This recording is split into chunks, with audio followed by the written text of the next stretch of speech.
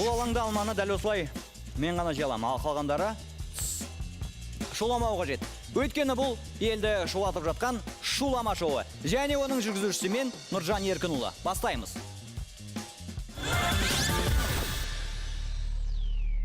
Менің алаңымда 100 000 теңге баш жүлдені алу оңай емес. Әлемдегі ең әділ қазы дыбыс өлшегіш құралы барлығын есепке алады. Тек бір ғана ереже бар. Шулама.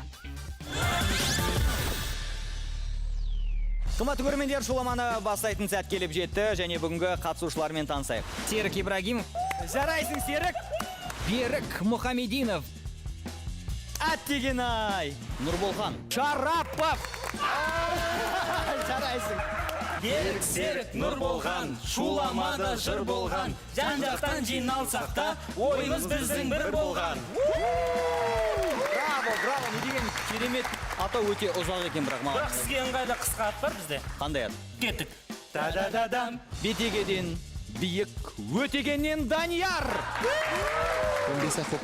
Алтынай Төлембетова. Айтбек Салық. Бір үйдің баласындай, бірлігімізді сақтай, жылжимыз сонда тек ауылға, бәріміз бірге. Ән айтуға болмады ғой? Онда бергенде біз плюс жазуға келетін ек. Менің қолымдағы мына екі қағаздың бірінде бір, ал екіншісінде Екі ма? екі, иә, дұрыс айтасың. Екі деген жазу бар. Кім таңдайды? Ары емес, бері, ары емес, ары. Ортасында. Мыңашты паты. Жібер, а. Бір тобы.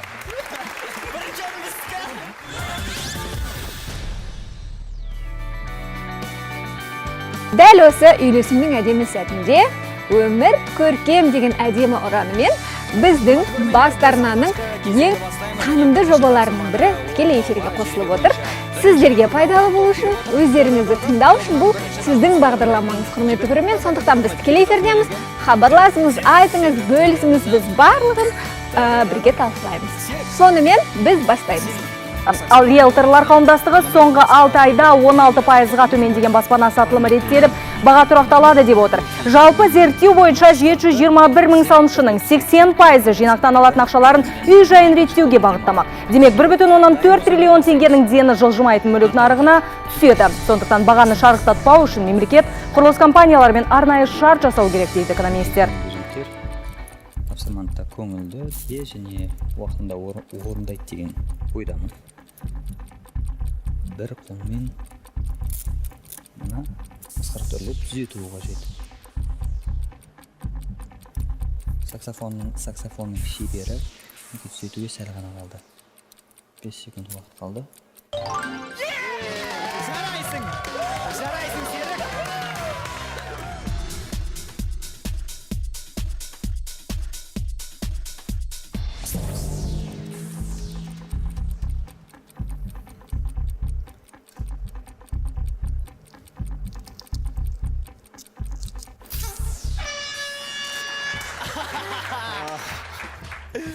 Бұбым біті қалды. Біріншесі ереже бұздың, екі қолмен, бір қолмен деп айтылды. Ұмытып кеткен шығарсың. Жо, енді сасып қалдың кішкене. Ештеңе етпейді. Алғашқы ту, бірінші тапсырма. Осындай күшті балаларым бар, олар қазір ұпай сан көбейтеді менің оның. Сен сенесің ғой жігіттерге, қыздарға.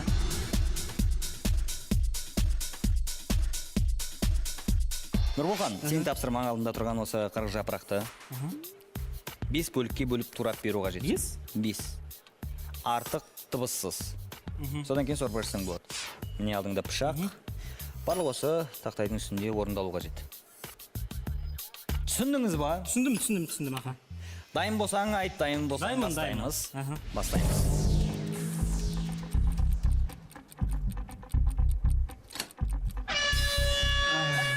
Ай, Нұрболхан. Болмайды ондай. Неге болмайды? Білмеймін, қатты. Жоқ, қатты емес. Жай кесуге болатын еді. Осылай артық дыбысты шығармай. Бірақ сен шулап қойдың, Нұрболхан. Кешірімдеші мен.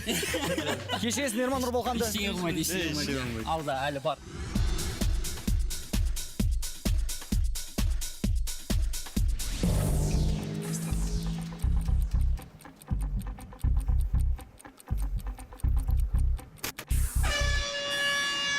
Ай-яй-яй, әттеген-ай.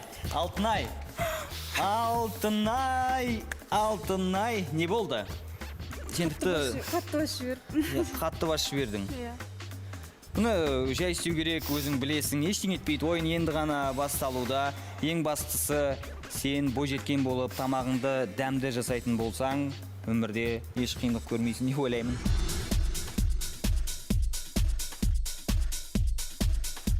Берік, енді үшінші тапсырманы орындайтын өзің. Сенің тобыңда тәбетің ашылып отыр ма? Студент болғансың ғой. Иә? Онда мына тағам саған таныс шығар. Студенттердің ұлттық тағамы кеспе. Әлбетте. Сенің тапсырмаң осы кеспені 30 секундтың ішінде жеп тауысып, көрермендерге бос ыдысты көрсету.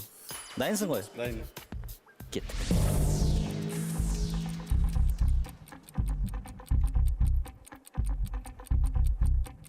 Өзімде қарын ашып тұр екен. Негізі тамаққа қатысты тапсырмаларды көбейту керек.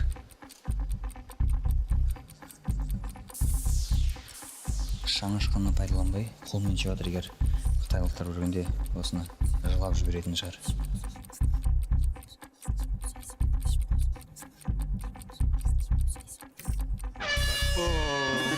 Әттеген-ай! Сенде әлі бірнеше секунд бар еді, бірақ сол бірнеше секундтың ішінде менің ойымша Бірақ Берік сен үлгермейтін дедің. Не болды? Неден қате кетті? Тез жеймін деп шулатып алдым. Сен қолды салдың ғой бірден. Сұрақ, қолыңды жуып келіп едің оның алдында? Жуып, таза. Дайындап келдім. Ең бастысы өзіңнің денсаулығың ас болсын.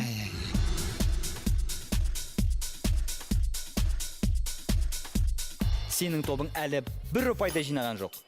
Сен оларға 5 ұпай сыйлайтын керемет мүмкіндігің бар.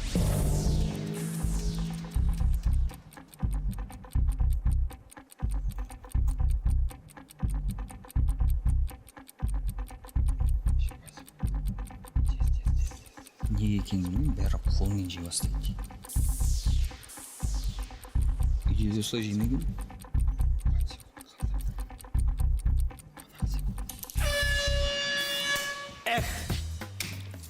Ештеңе етпейді. Айтбек, неке қолың сүртіп алсаң болады? Киіміңе жақпа, кішкентай бала емессің.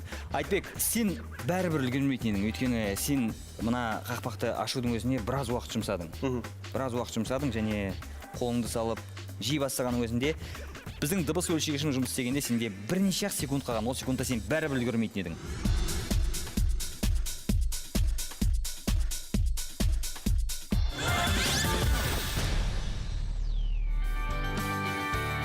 Сонымен бүгін бағдарламамызда қазақтың ұлттық тағамдарының бірі, барлығы жақсы көретін сірнені дайындаудың ерекше құпиясын студиямыздың кәсіби аспазы көрсететін болады. Қапы қалмаңыздар. Қазақстан аруы 2022 ұлттық байқауында елордамыздың намысын кім қорғайды? Жақында ғана Астана аруының есімі белгілі болды. Ол кім? Студиямызға келеді, көреміз, тамашалаймыз. Және әлемге әйгілі Луи Виттон сән үйімен бірлесе жұмыс істейтін бұлғары шебері кім? Дүние жүзіне танымал брендтермен келісімшарт орнатып тастаған маманмен бүгін сұхбаттасамыз. Қыс жақындап келеді, құрметті көрермен, маусымдық образдарды қалай таңдаймыз? Жылы әрі сәнді болудың тәсілдерін кәсіби стилист айтып беретін болады. Сонымен байқап отырсаңыздар, біздің шығармашылық ұжымның сіздерге дайындап қойылған базарлығы көп. Бұның барлығы рухани, материалдық, бай болу үшін. Алдағы 5 жылда елдегі кәсіподақ қызметі түбегейлі өзгеретін болады. Бұл туралы Республикалық кәсіподақтар Федерациясының 26-шы съезінде айтылды. Алдымен президент әкімшілігі жетекшісінің бірінші орынбасары Дәурен Абаев мемлекет басшысының үндеуін жеткізді. Онлайн жиында саланы жаңа деңгейге көтеріп, еңбек ұжымдарының сенімін арттыру мәселесі көтерді. Бірінші осы кілтті ал деп. Сен 10 кілттің ішінде ең дұрысын бірінші болып таптың да, және сен тіпті өзіңе біраз уақыт үнемдеп те қалдың.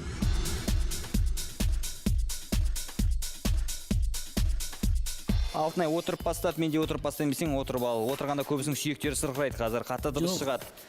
Мен бұлай отырсам ыңғайлы болады деп ойлаймын. Сақтану қажет. Дайынсың ғой? Дайын. Серік дайын. Бастаймыз.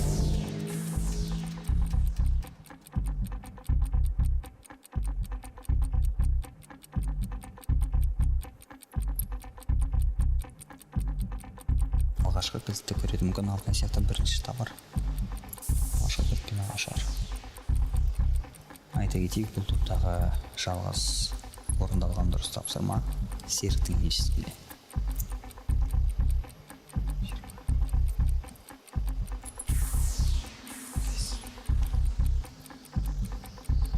Секунд уақыт қалды.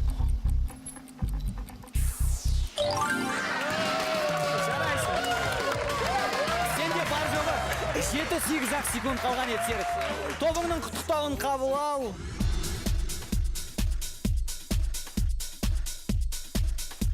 Сенің тапсырмаң алдында тұрған міне дөңгелекті үрлеу.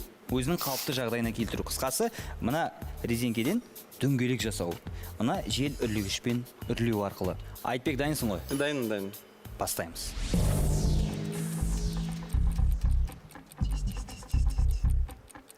Дыбыс өлшеуіш құрал өте сезімтал. Елі жақсарды. Ай. Неден қателестің деп қазір ойлап тұрсам, сен мына жел үрлегішті аяқпен басқанда қателесудесің, тарсылдаватсың. Ал негізі жалпы үрлеуің өте тыныш еді. Мүмкін сәл бір ұқыпты болу керек пе еді? Мүмкін.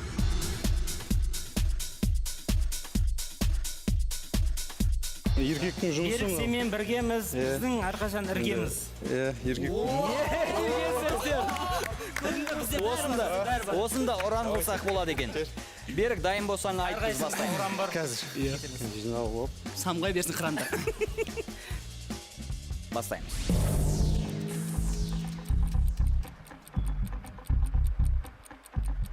Бес секунд уақыт өтті. Берік үрлей бастады.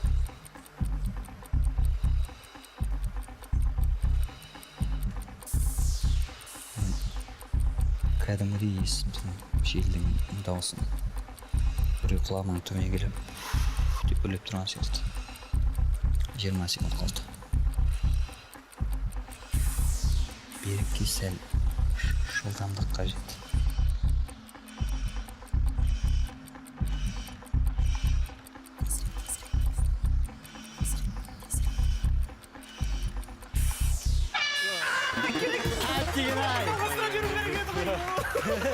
Тағы да уақыт. 5 секунд уақыт қалды. Осының өзі жетеді еді ғой осымен жасыл жанады. Иә, жасыл жандырмайсыздар ма? Жоқ. Бұл дөңгелек кәдімгі дөңгелек қалпына келу керек. Мынау қандай дөңгелек? Өзің айтшы. Нұрболхан. Бұл әрине жарамайды. Сен тапсырманы орындай алмадың.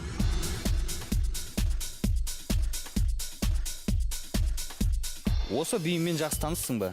Кезінде ремонт жасағанда үйде сонда көп нәрсені жабыстырған осымен. Жақсы нәтиже көрсетем деп ойлаймын мен. Жарайды, сенеміз. Мына кеңсе затын қолыңа берейін. Сенің тапсырмаңды түсіндірейін. Алдыңда тұрған тақтайшаға сен осын толықтай жабыстырып шығу керек. Ал кеттік. Адам бір жыл қалай скотч ұстамай жүреді.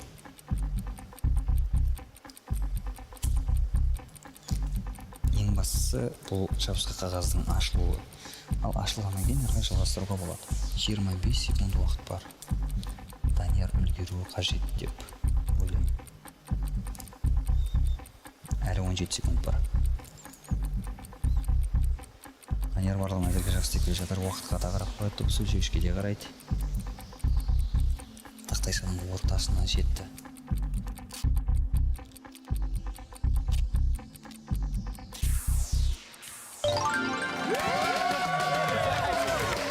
Жарайсың, құттықтаймын. Сен соңғы секундта ғана үлгердің, сен соны түсіндің ба? Білем, сол қорқып кеттім да қазір қайтадан ұтылып қалам деп. Ұят болады елдерден деп, содан тез істеп кеттім. Не, мінекей. Көрермендер көрсін, сен толықтай жабыстырдың. Шын жүректен құттықтаймын, тағы 10 ұпай иеленіңдер. Енді бізге ешкім жетпейді. Сен солай ойлайсың ба? Деп үміттенеміз.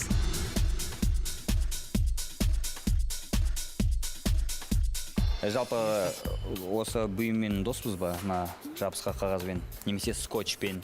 Иә, ауылдандай терезелер ашық қалады, қысты. Терезелер жабатымыз. Жел үлемесін деп. Жел үлемесін. Ортасына мақсат. Мақта саласың ортасына? Бірінші, сосын барып сыртынан жабасын. Қамырды тықпадың біз. Қамыр? Қам. Жел кірмесін деп. Тұра тұр жабыстырмай. Е. Бастаймыз.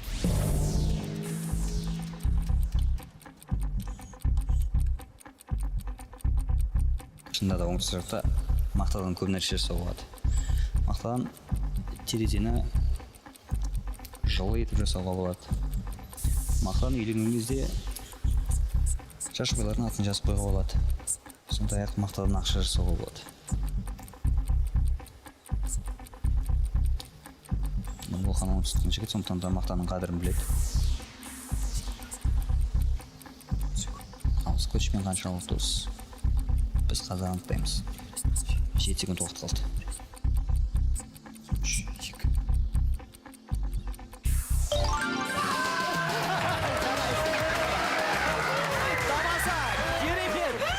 Келе қойылсында. Құттықтаймын. Әдемі. Қарашымда мүлдем дауыс шыққан жоқ. Мүлдем дауыс шыққан жоқ. Біздің үйге де жел кірмейтін. Сенің жабыстырғаның, шын айтсам, мен жабыстырып жатыр деп ойламас едім. Өйткені ешқандай артық дыбыс шыққан жоқ. Иә. Құттықтаймын, есепте алға шықтыңдар тобыңа бара берсең болады. Жарайсың, ал біз да-да-да-дам тобына қол соғамыз және қорытынды жасаймыз.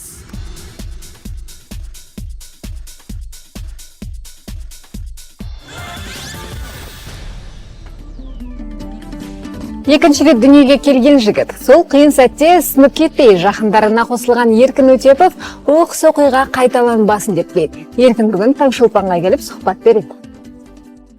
Мінекей қымбат көрермендер, біз 3-ші кезеңге келіп жеттік және ондағы қызықты ойынды бірге ойнаймыз. Данияр, сенен де сұрайын, тенниске қызығамыз ба?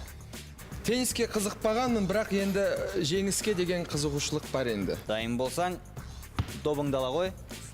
30 секунд уақыт. Біз саған жанкүйерміз. Дайын болсаң бастаймыз. Кеттік. Кеттік.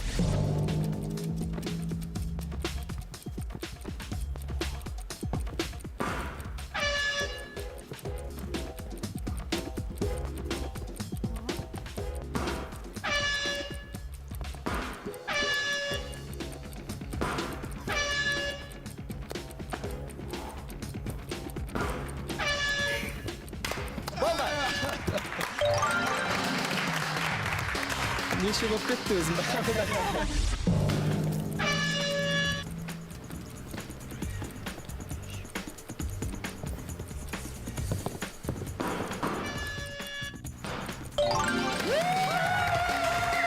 Браво.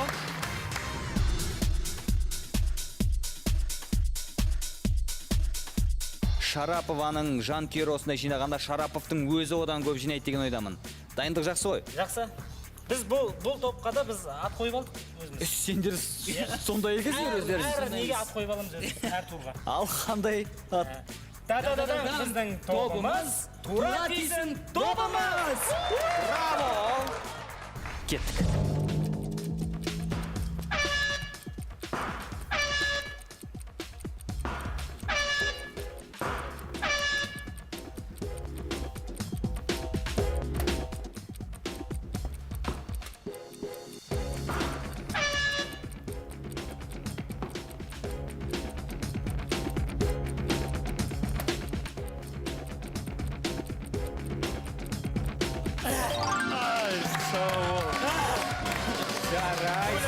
Керемет.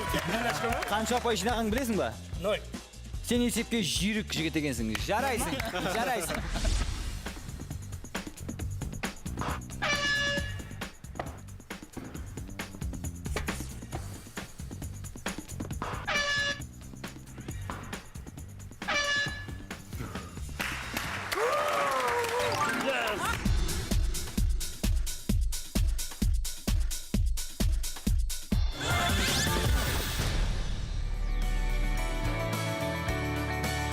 $721 мыңдай қазақстандық зейнетақы жинағының бір бөлігін ала алады. Бұл шамамен 1,4 триллион теңге. Бірақ салымшының жинақтағы қаржысының бәрін алуға құқы жоқ. Тек 50%-ға дейінгі сомасы ғана беріледі. Еңбек және халықты әлеуметтік қорғау министрі Біржан Нұрымбетов келер жылы бұл тізімге кімдердің ілігетінін айтты. Әр кезеңде бір өлең шығарып қояды деп. Иә, шығарып қойдым оған. Қандай? Ән? Тек шуламаңдар, естіледі.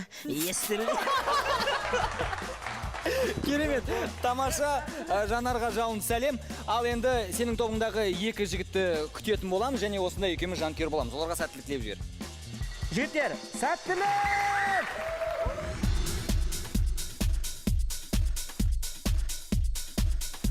Біз Серікке қолдау көрсетейік. Серік, дайын болсаң айт, бастаймыз.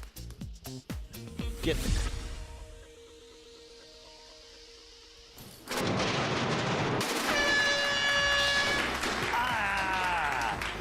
Серік. Серік қолына туған секілді. Не болды, Серік? Кішкене бері шық. кішкене қолымды орталдым. Қолыңды орталдым. Не ол саксофон тартуға кедергі болмай ма? Жоқ, сынған жоқ деп ойлаймын, шыққан жоқ деп ойлаймын, жай ашына ауырып қалған ғой. Сен дене мүшелерің сақтандырылған ба? Продюсерің сақтап қойды ма бәрін? Енді сіздер сақтап қойдыңыздар ғой, мына қарасаңыздар. Жарайды. Ал енді біз үшінші сендердің тобыңдағы ойыншыны күтетін боламыз. Берікті. Сен дұрыс айттың, Серік дедің, артынан Берік дедің. Серік, қазір келеді Берік. Негізі өтем ба деп ойлағам, бір жерден енді кішкене қателік кетіп қалды деп ойлаймын.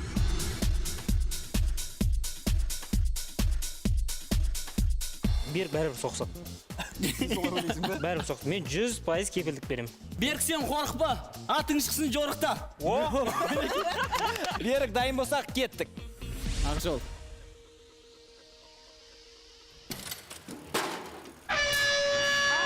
Әдемі келдің ғой, Әдемі өтті, тек соңғы сәтте ғана Берік соғысқан.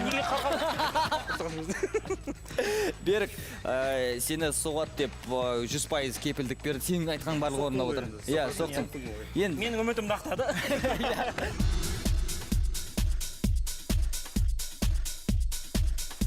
Айтбек велосипед теуіп жүрген жігіт па әлде жоқ па, оны келгеннен кейін сұраймыз. Бізге ол әзірге жұмбақ. Қазір көретін боламыз. Айтбек, дайынбыз ба? Айтбек дайын. Кеттік.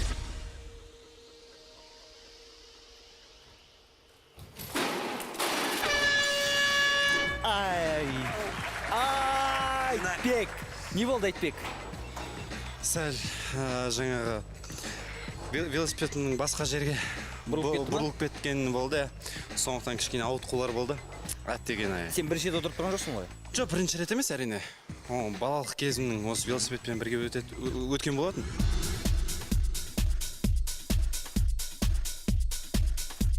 Данияр көптеген байқауларда жеңімпаз болып жүр. Жеңімпаздың нағыз рухы бар бұл жігітте, сондықтан да Даниярға сенеміз. Данияр өз тобына қазір 15 ұпай әкеледі деген үміттеміз. Егер Данияр дайын болсаң бастаймыз. Біз саған жанкүйерміз, сәттілік тілейміз. Сәттілік. Кеттік.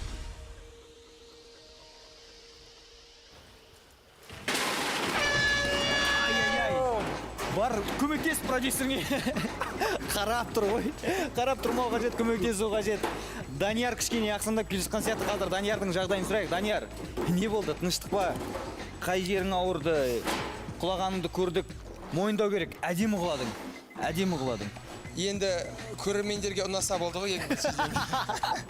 Барлығы да сіздер үшін. Мінекей, қымбатты көрермендер, Данияр сіздердің алдарыңызда әдейі құлады. Солай ғой? Енді әдейі емес, енді бірақ енді әдем болса мейлі.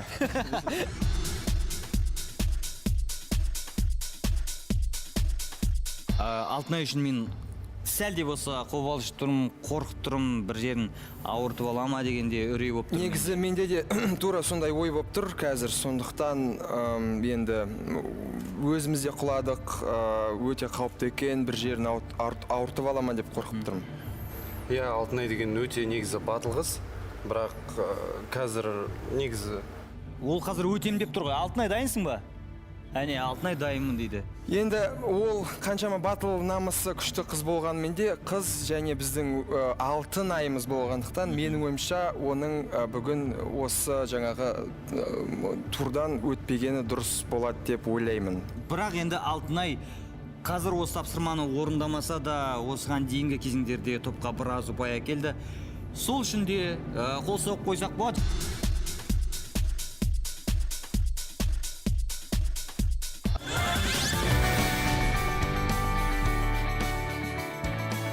Жанымды тыныштатпайды сезім деген, қалай жүр япырау, төзіп денем.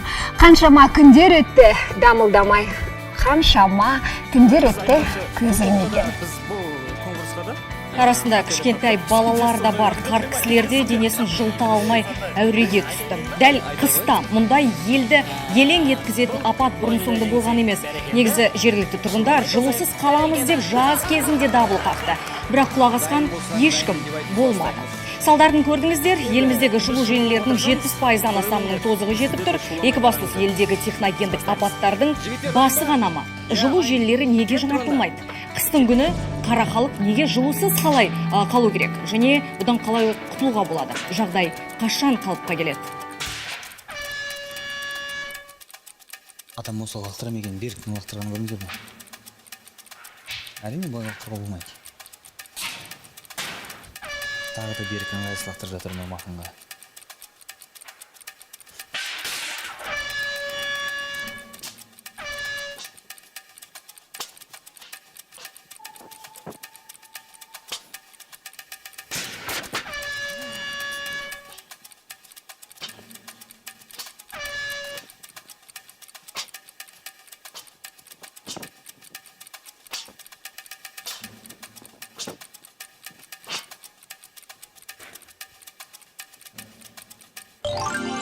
Стоп! Уақыт болды. Нұрболхан, енді мінекей осы ойын аяқталды. Қалай ойлайсың? Қанша ұпай жинадыңдар және кім сендерде үздік болды, кім нашар болды? енді берік жақтан маған ыңғайсыз келді.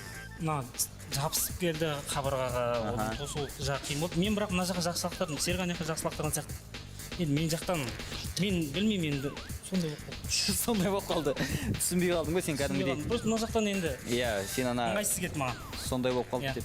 Енді қанша ұпай жинадық деп ойлайсың?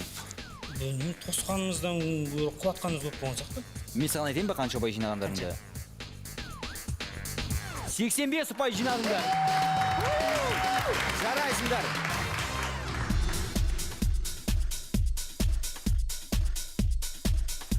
Осы тапсырманы бастар алдында бір тақпақ айтты.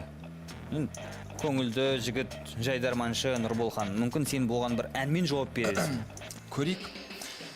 Айтбек алтынай, тәрелкені ұстаңдар. Браво! Сан тобына осы ән жазып қоямыз, егер ұтсақ. Иә, топтың Репертуарына қосып әннің қоямыз. атын тәрелке деп қоя саламыз, иә? Ұшқан тәрелкелер. Иә, мен саған сәттілік тілеймін. Және тобыңа сәттілік тілеймін. Бұл жерде Алла Пугачева жоқ, ақша сыйлай салатын. Бұл жерде барлығы еңбекпен. Мінекей, ала ғой. Дайын болсаңдар біз бастаймыз. Дайынбыз ба? Дайынбыз. Естімедім. Дайынбыз. Ал кеттік, дайын болсақ. Дайын болсақ, бастаймыз. Кеттік.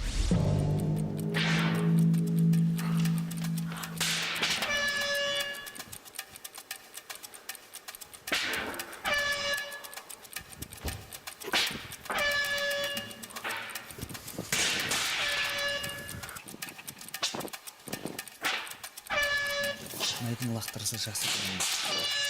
Бірақ қағып алуы қиындау болып тұрған сияқты. Табақты айналдырып жатыр. Жақсы, ауал қазір.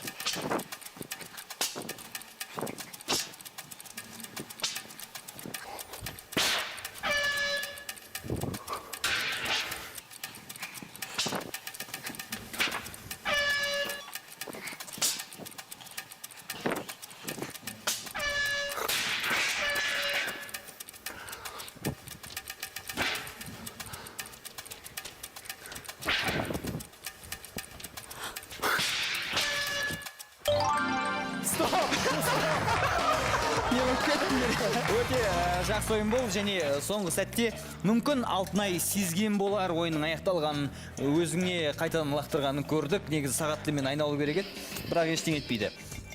Ал енді ойын басталмай тұрып айтқан едім. Сендердің қарсыластарың тобы 85 ұпай жинады деп. Ал сендер қанша ұпай жинадыңдар айтайын ба? Қанша? Шамамен қанша деп ойлайсың? Енді 85 емес енді. 85 емес енді, иә. 75-те емес, иә?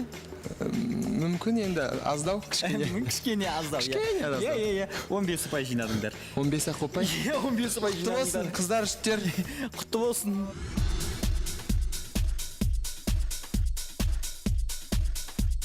Сонымен жоламаның 5 кезегін артқа тастап, қорытынды нәтиже айтатын сәт келді. Әркім өз ұпайын біле ме? Біздікі аз екенін білеміз енді. Біздікі көп екенін білеміз. 130-да 65 есебімен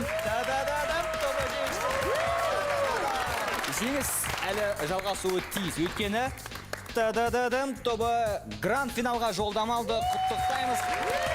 Сәттілік деп қойсаңдар болады. Жігіттер, егер де гранд финалда сендер бас жүлдеміз 100 000 теңгені ұтып алып жатсаңдар, бір үйдің баласындай тобына бірдеңе бересіңдер ма? Кішкене бір сыйлық алып беріп. Такси. Рахмет бар машинамыз деп. Сонда да бір сыйлық бір алып бересіңдер, иә? Солай ғой. Ал біз сәттілік тілейміз, иә? Сыйлық алу керек қой. Иә. Қол соғып қояйық. Енді біз гранд финалға көшеміз.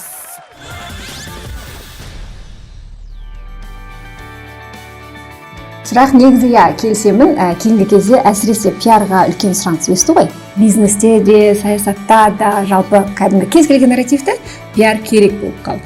Сондықтан адамдардың барлығы қарапайым 1 жыл SMM болып жұмыс істеген маман өзін мен маркетологпын, мен пиаршымын деп айта бастады.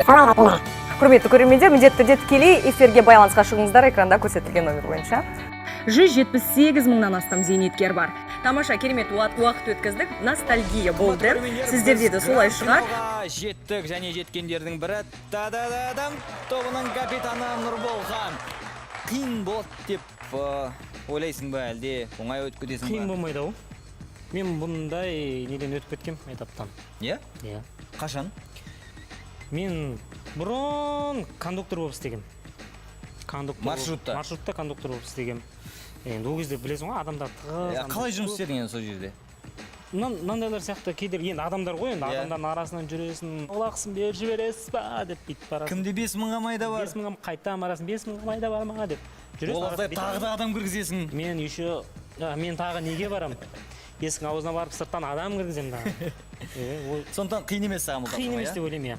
Басқа арман жоқ па сенде? Басқа арман болғанда енді мен бір арманым бар, ол енді қазір шоу-бизнеске кіру. Шоу-бизнеске кіру? Иә. Мен командамда, ДД-дің командасында Серік, мысалы, құжаттарын түгелдеп шоу-бизнеске кіріп қойды. Кіріп қойды ма? Кірді. Кім Берік былтыр кірді. Жақында айлығын алады шоу-бизнестен. Енді ала ма бір жылдан бері? Менде бірақ құжат қалды. Соны дайындасам кірем, паспортымды дайындаймын.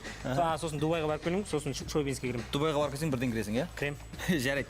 Келісіп қойдым. Иә. Егер шоу-бизнеске тағы бір адам керек деп отырса айт, жарай ма? Бастаймыз. Кеттік.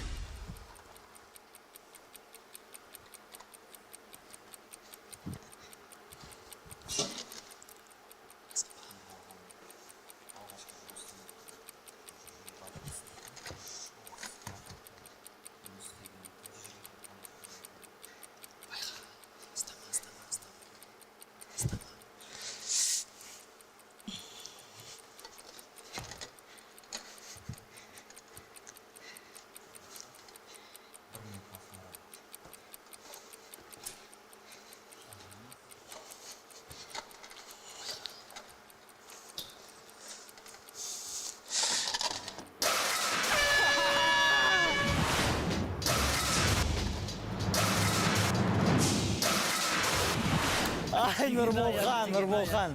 Мына жерге неге екеу қойып қойғансыңдар? Берік, дайын болсаң бастаймыз. Біз жанкүйеріміз ұйқаспай қалды. Ештеңе етпей ма? Жоқ. Жарайды. Берік, дайын болсаң кеттік. Беріктің көзі кішкене нашар көреді екен. Біз оған көзілдір кигізіп қойдық. Өз 90 жылғы бала көзін қай кезде құрып жүргенін.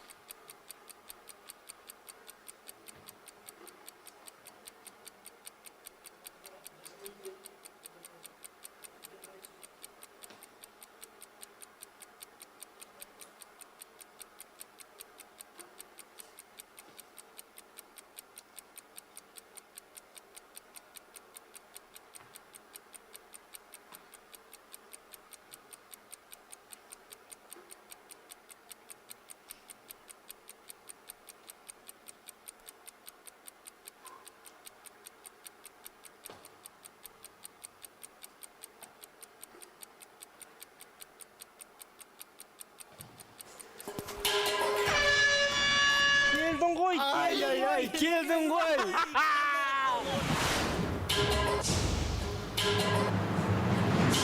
Екі-ақ қадам қалды, екі-ақ қадам. Қатты бас жеріне.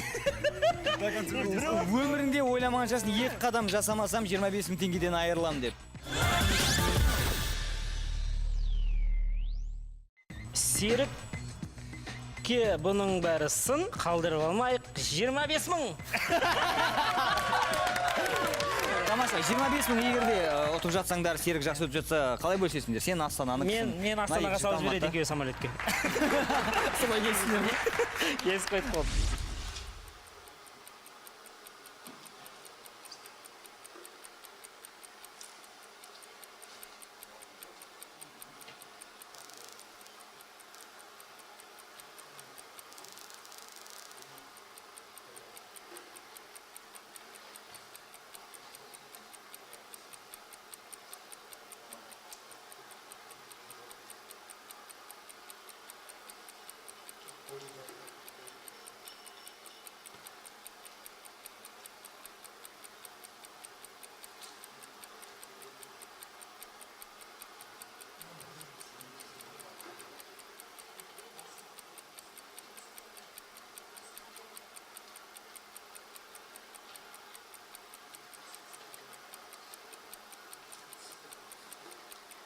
Уақыт қалай зымырап өтуде. Серік соңғы үміті та-да-да-дам тобында жалғыз ғана осы ойыншы мүмкін жеңіске жететін шығар.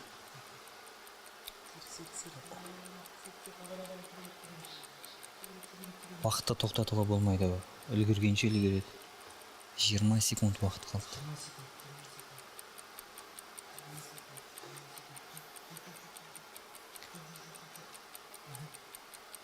10 секунд. 8, 7, 5, 4, 3, 2. Уақыт болды, Серік. Серік, сен құлатқан жоқсың, ештеңені әдемі өтіп келе жаттың, бірақ уақытты үнемдемедің. Бұл сайысқа жеткен де бар, жетпеген де бар. Сондықтан да мұның өзі керемет көрсеткіш. Сендерге көп-көп рахмет. Берік. Шығармашылық табыс тілеймін. Нұрболхан, енді сендер шапсыламай тұрып, осыған дейін сенің айтқан әнің Шуламаның әнұраны болып баратыр. Соны барлығымыз бірге қосылып айтсақ, қалай қарайсыңдар? Тек шуламаңдар, тек шуламаңдар, естіледі, естіледі. Шулама. Теледидар алдында кірпік қақпай тапжылмай отырған көрермендер енді шулай берсе болады. Өйткені Шулама шоуы бүгінге аяқталды. Келесі аптада да біз қиын тапсырмамен осында басқа да ойыншыларды күтетін боламыз. Талап бір, ол Шулама. Мен Нұржан Еркінұлы, сенімен келесі аптада Қазақстан Қарағандыда кездескенше. Шулама. Пловцы, каратисты, атлеты, бодибилдеры и дзюдоисты, рукопашники, другие адепты физкультуры. Тело спортсмена хороша, идеально, совершенно, привлекая взгляд женской особи, придая уверенность, убивая фобии, от зависти не имея.